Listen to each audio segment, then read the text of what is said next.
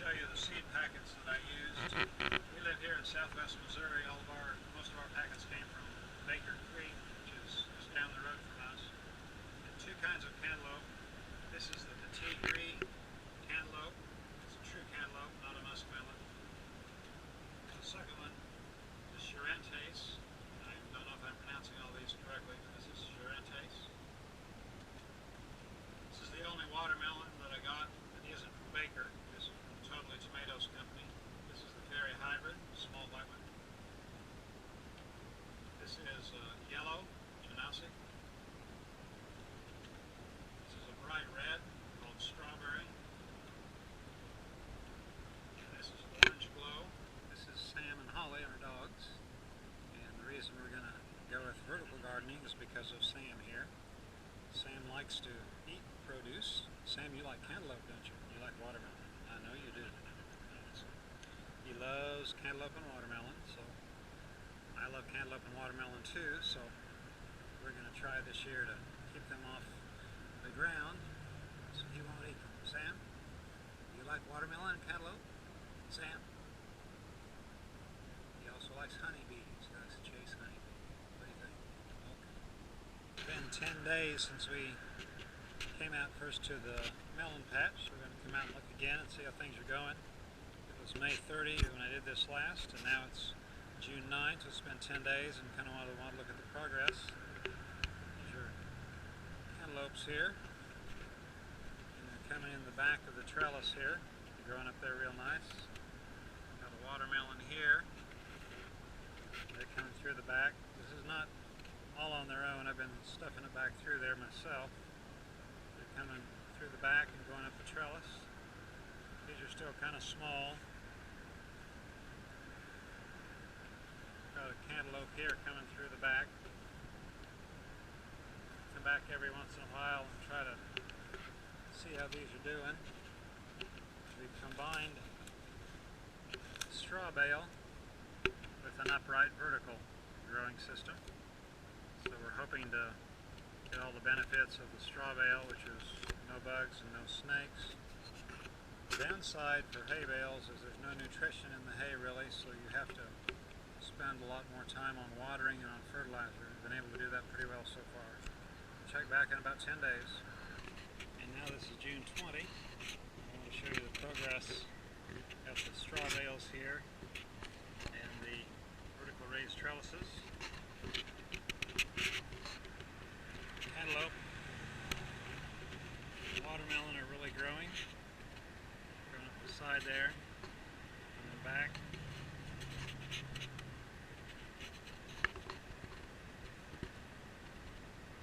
Again, these are cantaloupe and watermelon. That one's just getting kind of a slow start. Kind of see the progress. It's been about 20 days now.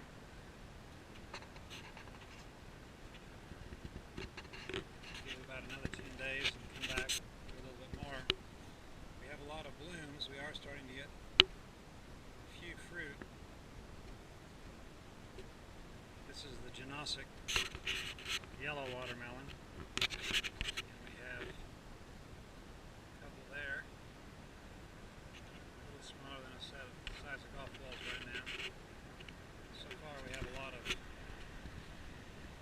blooms.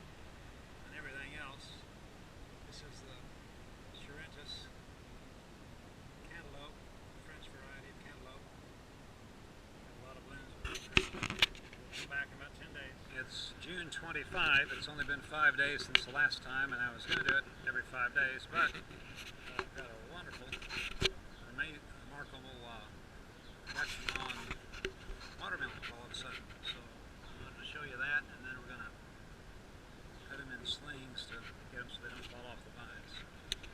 There's two down here too.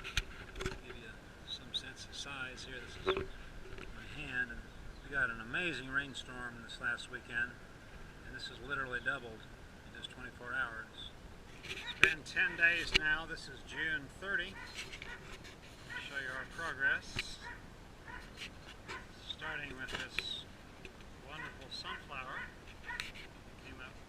Opened up just yesterday. You can hear my dog Sam barking in the background. He's one of the main reasons we did the vertical garden, to keep the melons away from Sam. I pull the tomato plants away from the melons because the melons have gotten rather big on their own, so I want to give the melons more room to grow. So this is the Charentis melon, which I'm most excited about. French cantaloupe and a true cantaloupe. A lot of what we call a cantaloupes are actually muskmelons. This is a Genosic yellow watermelon. We've got one very big one right there in a sling. I'm going to change the slings out in the next couple of days because I think the red is keeping the light from getting to them. This is a strawberry watermelon. Got one here, kind of strangely shaped. Sure, it will taste good. These are the Orange Glow melons. These are actually the biggest melon variety that I've got planted. They're supposed to be pretty good size. And this is the Fairy Hybrid. It's actually a Petite Gris over here. I planted quite a few of the Fairy Hybrid seeds, but only 2 of the plants came up. And they're here. Those leaves look considerably different than these over here do.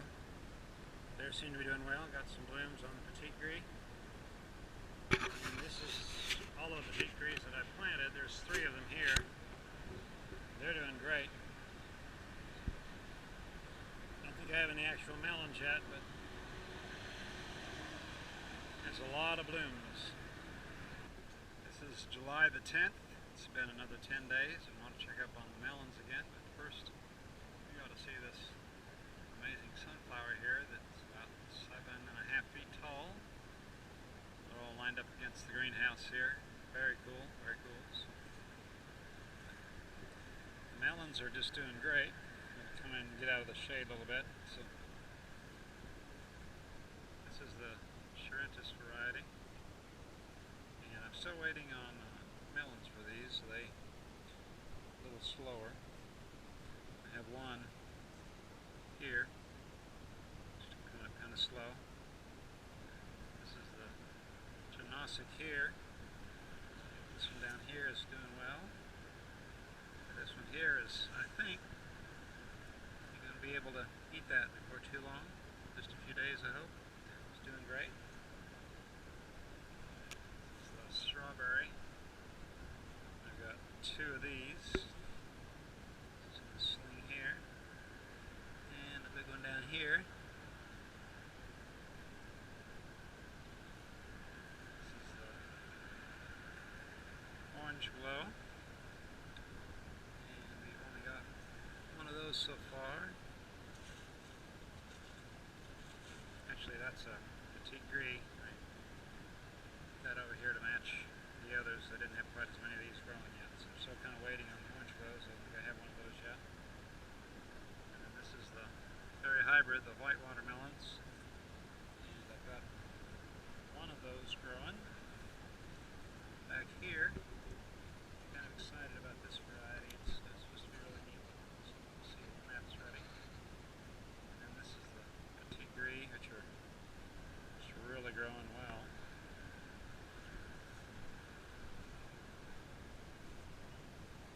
Got this one here. It's really pretty. And then got one next to it here. I was a little concerned about there taking nutrients from each other, but they're actually 2 separate leaders. This one is different from this one here, so there was an earlier leader over here that I trimmed off to give room and juice to this one here. It's been another 10 days. This is the 20th of July. And the tree is looking great. Sam, say hi. Don't do that on camera, Sam. You're on camera, boy. Sunflowers are just looking amazing. Never grown sunflowers before. This is new for us. I'm 6 feet tall. I would guess those are close to 10. I'm going to come out and I'm going to actually harvest a watermelon today. I'm hoping it's ripe. I think it is. I'm going to get one of these. Genosic.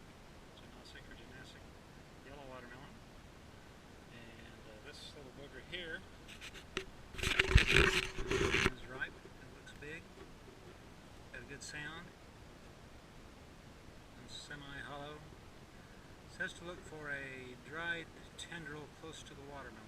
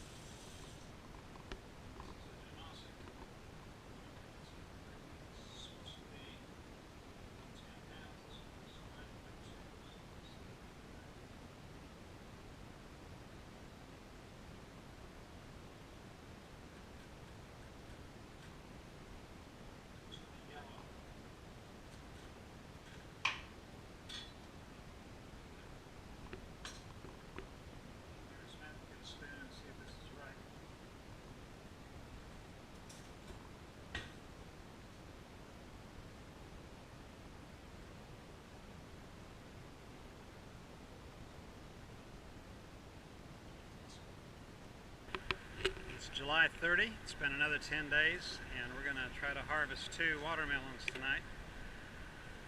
See what they look like. The first one is the strawberry watermelon. Hopefully they're bright red inside. We've got this one here and this one down here. This is the one I'm going to hope is ripe. It sounds good. And there's a dry tendril there, which is supposed to be the sign of a watermelon that's done. Then there's another watermelon at the type over here. This is the orange glow watermelon. And this one has broke out and it's sitting on the ground down here. It also has a dry tendril on it. And so we're going to pick those 2 tonight and open them up and see what they look like.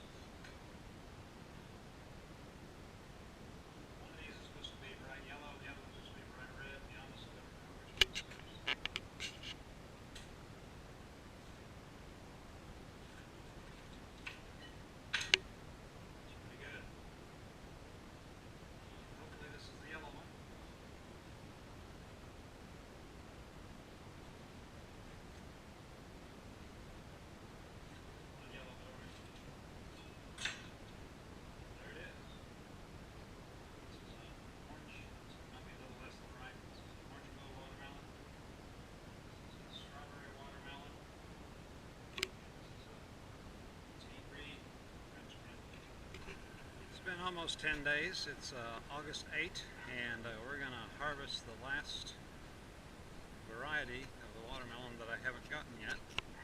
Watermelon cantaloupe. I had 2 cantaloupe and 4 watermelon varieties, and today this is the fairy hybrid watermelon. They're very small, almost pure white outside, and supposed to be, I think, bright red inside. So got 2 of them this morning. I watered this morning, so they're kind of wet. This is the first one.